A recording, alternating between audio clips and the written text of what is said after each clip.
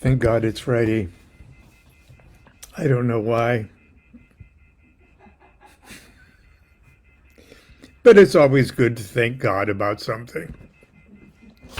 I want to wish everybody a happy Women's Equality Day. We have every reason to celebrate and be happy. Everyone, of course, should be happy. Everyone, of course, except women. If men allow them to be happy, they can be happy. I'm sure, yes. I'm not sure everyone will allow them to be happy today. Anyway, we're going to talk a little bit more about that, and Constance will have a few little observations here a little later. And but I do want to kind of once I started the ball rolling on this Qabalah Zen of the West kind of thing, I'd like to pick up where I picked up yesterday for just a little while before we turn our attention to more serious matters of all of that. Anyway, so I'm going to do that. Constance is standing by. I'm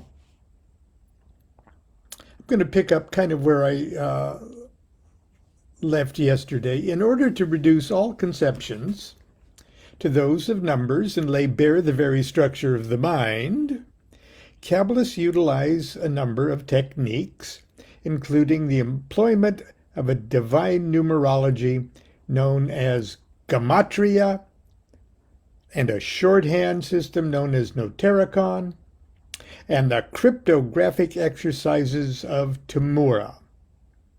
In the space permitted, I'll try to describe the basic principles of each of these techniques. But if you're expecting that today, you're going to be disappointed but before we start our examination of these operations, I think it's appropriate to say a few words about a relatively modern Kabbalistic device, the Tree of Life.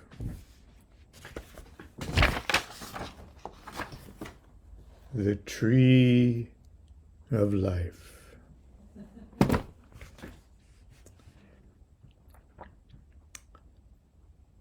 I say modern because the tree, as it's constructed, did not appear until just recently, 1652.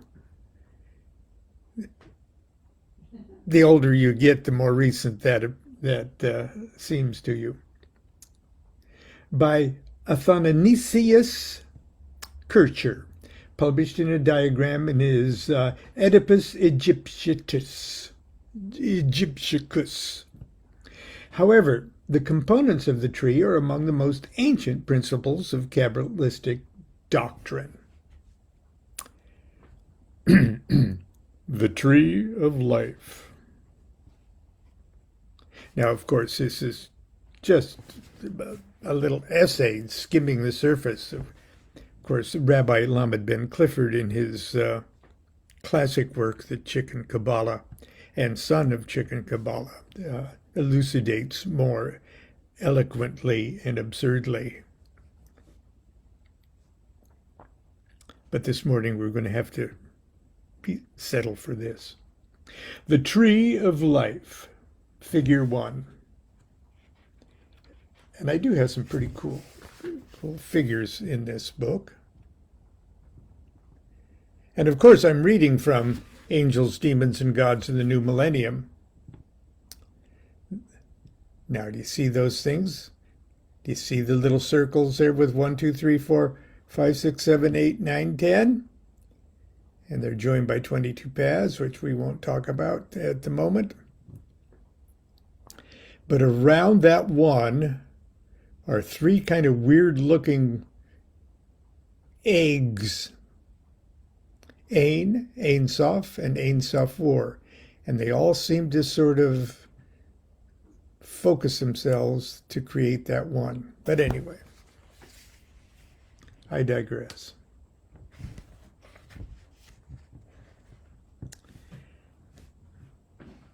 The Tree of Life. Figure 1 is a linear schematic of 10 emanations and 22 paths upon which the universal mechanics of energy and consciousness are projected. In one respect, it's a very unsatisfactory diagram, for it attempts to dimensionalize the transdimensional. It's been called the diagram of the anatomy of God. And if we are indeed created in the image of God, that means that it also reveals the spiritual anatomy of each of us. Students of Kundalini Yoga agree and point out that the 7 chakras, or spiritual centers in the human body, can be projected quite comfortably upon the Tree of Life.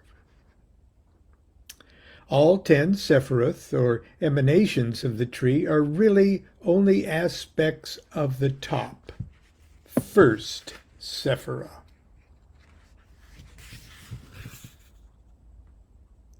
All of these down here are just aspects or facets of that.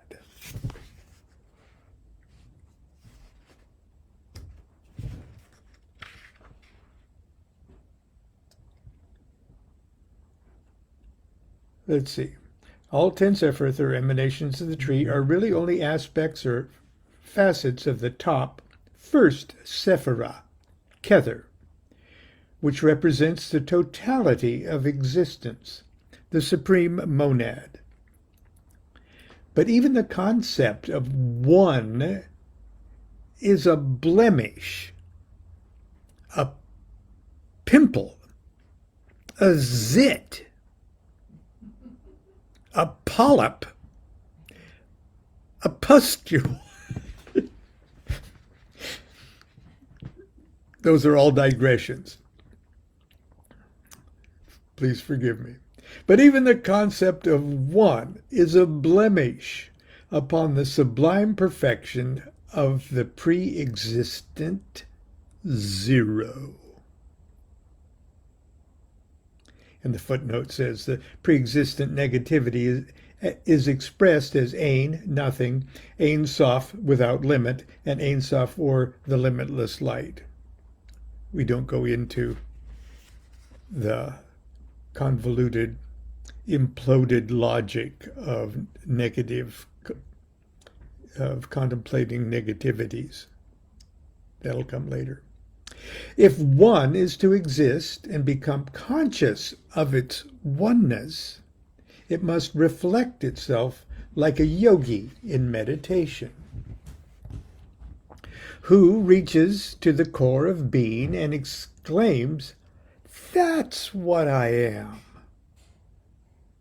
The mere act of reflection creates two. Let's see here.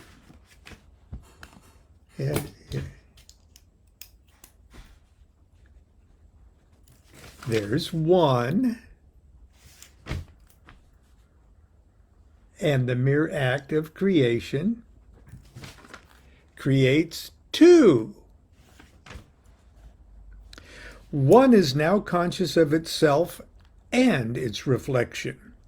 The knowledge that there is a difference between one and two instantly creates a third condition.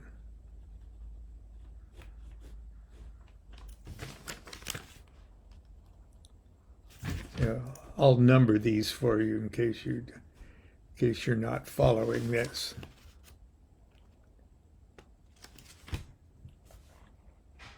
This Trinity by itself is still an abstraction and exists only in potentiality. Nevertheless, a primal pattern has been established by the process of one becoming three. This archetypal germ sets into motion a chain reaction that animates the entire creation scenario. the process of consciousness or light, spirit, descending into matter. It's more like descending as matter. Okay. The phenomenal universe manifests through a process of degeneration in the next 7 Sephiroth. The Trinity unit, 456, is created by reflection, just like one got itself reflected into 2. So this Trinity unit reflects into a whole new Trinity unit getting reflected. And that's 456. The Trinity unit 456 is created by reflection of the 1, 2, and 3 unit. And the same process, the same echo, the same repeating pattern, the same repeating harmonic echo. That's a digression. And the same process that created 3 from 1, 2, creates the third Trinity unit of 7, 8, and 9.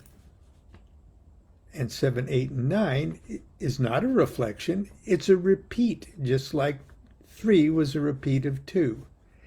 And so we've got 7, 8, and 9. Just like that.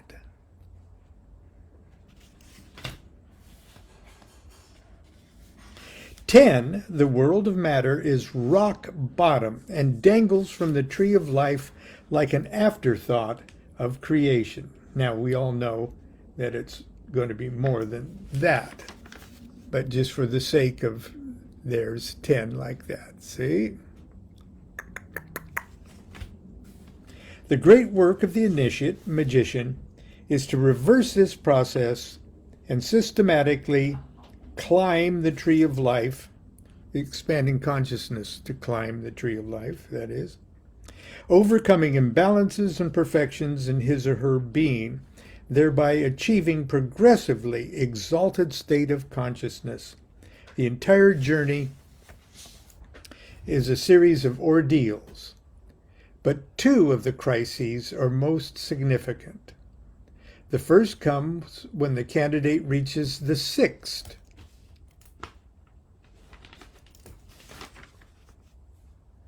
The 6th Sephirah, Tifereth, and achieves knowledge and conversation of the Holy Guardian Angel.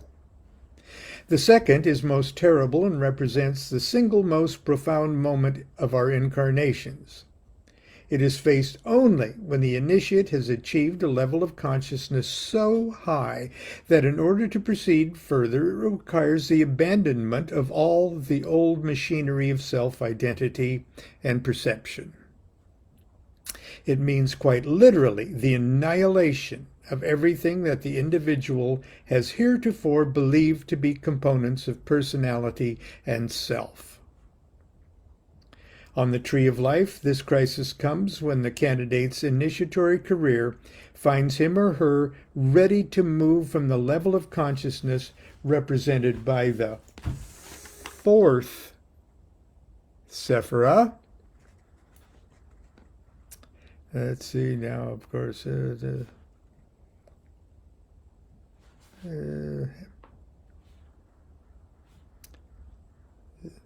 I lost my place there. The 4th Sephirah, which is the highest point of the actual, to the inscrutable emptiness of the 3rd Sephirah of the supernal triad, the world of the ideal. There is no path leading from 4 to 3, once we draw them in there. An abyss of indefinable mystery yawns before the candidate, who must rely solely upon the immense gravitational pull of the 3, and his or her own initiatory momentum to hurl him or her through the looking glass of the abyss. No one whose point of perception is below the abyss is equipped to understand the nature of reality above the abyss. And it is said that below the abyss, division is the result of contradiction, while above the abyss, contradiction is unity. There are many other ways the tree of life is utilized to illustrate the divisions of Kabbalistic universe. But let us now turn our attention to some of the techniques and exercises that have traditionally been used to induce the exalted states of consciousness whereby the mind of God can be tapped. And tomorrow, for Saturday morning cartoons, we'll talk about Gematria Temora and Notericon. This chair is, we'll be able to hear you if you're in this chair. I know. Okay. I just didn't want to. I didn't know how long you were going to take, Oh. and I was interested in. What you're reading. Oh, Believe it or not. I'm. It sounds like it's so personal right now. Well, there. Okay, Women's Equality Day. Both Constance and I were born 1948. We were born in not only the first half of the previous century, of the previous millennium. Neither of our grandparents, our grandmothers, let's say, neither of our grandmothers lived almost their whole lives where it was not, or when it was illegal for them to vote. It was illegal for them to borrow money from a bank. It was illegal for them to enter a saloon. Well, of course, unless they work there. It was illegal in some states for them to own property. Oh, things aren't that bad. It was crazy times. Not only that, but both Constance and I were raised in a 1950s sort of environment where we were still influenced by the 1850s. By the 1850s. It was Nebraska afterwards. Tell about high school. About what? About girls being encouraged or discouraged. Oh, well, they didn't care if you learned math or science. In fact, Anyway, that's it's obvious. Everybody knows these things. Now, we can find plenty in the writings of Aleister Crowley to just point out misogyny here and misogyny there and misogyny everywhere. But we also find a whole bunch of other stuff, okay? He had to have a scarlet woman or he did not exist. Or he was nothing, okay? You hear about these scarlet women and an old misogynistic point of view. Oh, he's Svengali, enslaving the... No, he was nothing without my poem. More than balls, Buddha sat down all alone beneath the Bodhi tree and did not get up till he was wise. Well, maybe once to pee. Mohammed's cave was very small. There was only room for one, and Jesus prayed alone all night. He was God's only son. Joseph Smith was by himself when he bumped into Moroni. No one helped him write that book, but he was such a phony. These were men, old Aeon guys. They weren't at all romantic. Some were evil, some insane and all of them pedantic. But for this age, it took more than balls to show us all what's holy. It took more than Iwas and Uncle Al. It took Rose Kelly Crowley. Another Scarlet Woman, Mary Desty. My favorite. Insanely cool character. She wasn't inspired by Aleister Crowley. She inspired Aleister Crowley. And for a few short years, they had a wonderful thing going. But it wasn't him dragging her along. It was her, in a sense, dragging him along. And book 4, Magic Without Theory and Practice, all of that, through the inspiration, there was a chemistry, there was an alchemy going on. House hunting. What's that? House hunting. House hunting. They found, yes, we got it. My favorite. Yeah. Anyway, Constance ran across something. I was. Well, can I show the book at least? Well, no, that I want you to show pictures. Okay. Well, this I have. Don't show me. I'll just give it to. Okay. Calm down, Lon. Yes, dear. I was going through my boxes of books because I'm looking for. I have a library. I allow her a library. Anyway, because I worked at the library and we got cast-offs and stuff. But this isn't that.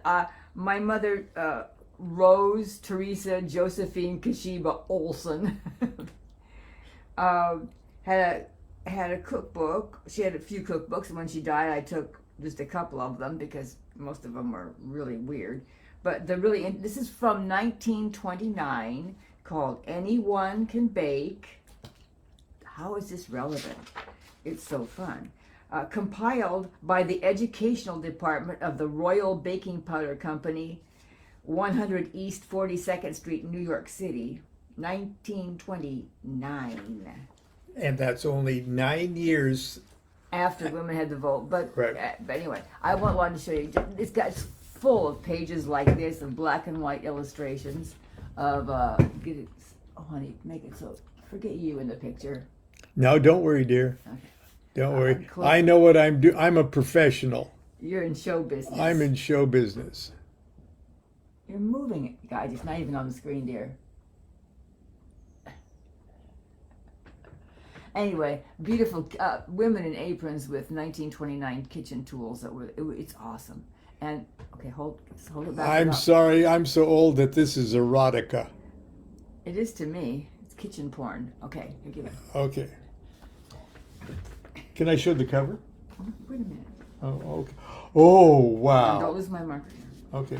There's zillions of color pictures of pastries that you. I mean, with kind of weird ingredients, but more basic than you would think, and the variety is absolutely incredible. Oh God! Look at that one. Okay, Lon. Okay, there's a little rascal streets here. Okay. That's the book. Now I'm just going to read you. I was just skimming through it the other day, and came upon this really interesting menus for special occasions. There's afternoon teas, buffet suppers, etc. Picnics or luncheons, picnic menus. Then evening suppers. And here's the subtitle: that will interest the 16-year-old. If you can imagine that right now. Every young girl is anxious to give a party that is different and to be assured that her boy and girlfriends are going to have as fine a time at her home as at any other. The kinds of cakes or sandwiches or other dishes that the boys like will always be the ones decided upon.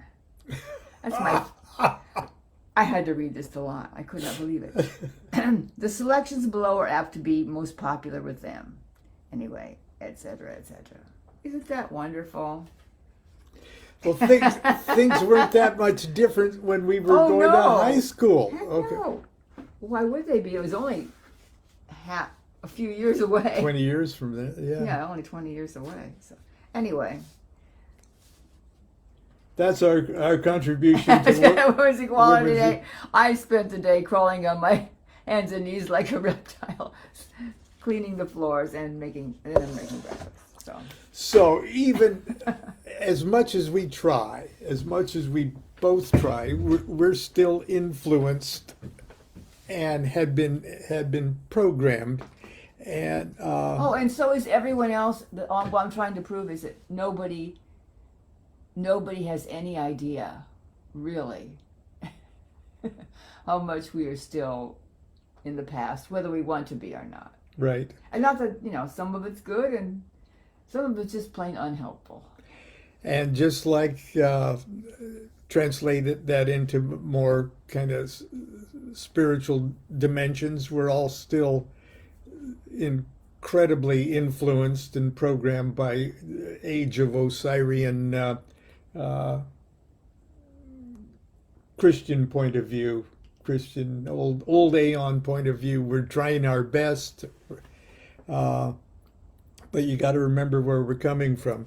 And when we turn the clock back over 100 years to look where Aleister Crowley was coming from, he was remarkably liberated As a man of his time. as a man of his time. So, But now some of these things look a little bit right, not so. right. So anyway, thank you, dear, for that contribution. Now I'm hungry for some Biscuits? kind of a boy's snack of some. What kind of boy's snack do you have for me? Okay. Until tomorrow for Saturday Morning Cartoons. Continue to be good to yourself and be good to each other. Do what thou wilt shall be the whole of the law. Love is the law, love under will. Bye.